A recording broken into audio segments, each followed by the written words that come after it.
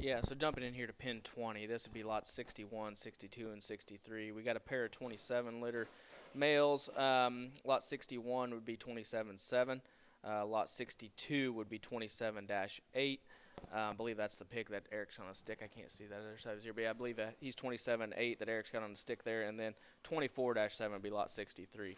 So the 27s would be buried alive Red Kingdoms. The Red Kingdom sow would have came from Leto.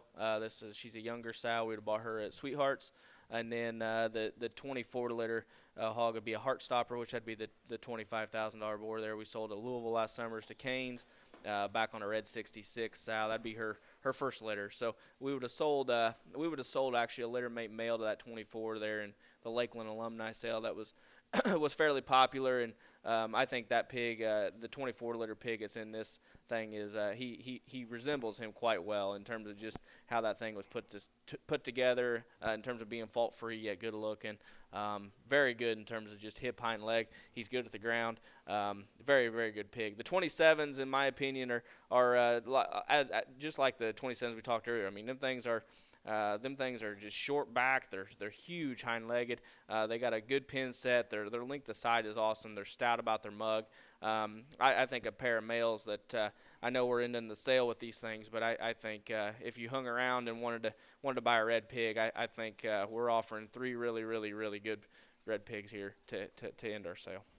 Yeah, so like the 27 litter males, I think they represent a lot like we just looked at them 27 litter gilts. I mean, just as far as bone work and build, guys, I mean, them things are pretty fault-free in their skeleton. They are super heavy bone. They're super big chested and busted open. Their hip and hind legs are awesome.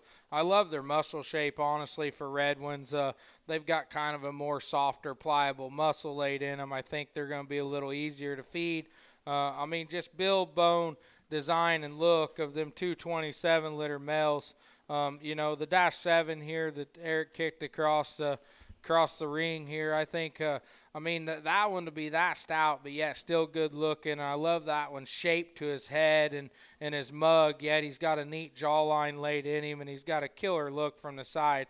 I think that's just a very, very good type of barrow. And then the other 27 litter male up here in the corner, he's kind of like them gilts were in that pair. I mean, maybe that's a little more the more moderate one, maybe even a rib shorter backed one, but I mean, that one's still ultra stout coming at you. Big forearm, big chest, giant hind leg, and yet real mobile from the side with a neat look and a neat build. I think that's a very cool pair of 27 litter males there.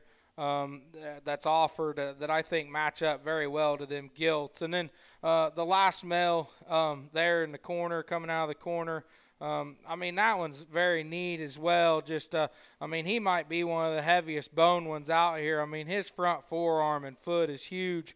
He's got a neat look, a stout skull, but yet still attractive from the side. And his muscle pattern and muscle shape, I think just hip and hind leg design and build. I mean, guys, as Jared said, these might be at the bottom of the cell or the last ones in the cell, but guys, there's not that many in the cell, and there's no particular order. Lining up a cell, something's got to end it. Don't take that away from the quality of this trio of red barrows. I think if you're looking for red barrows that can go into that July setting, but yet, if you want to, can still go into them early August state fairs, early to mid-August state fairs. I think this is an excellent trio of Duroc barrows.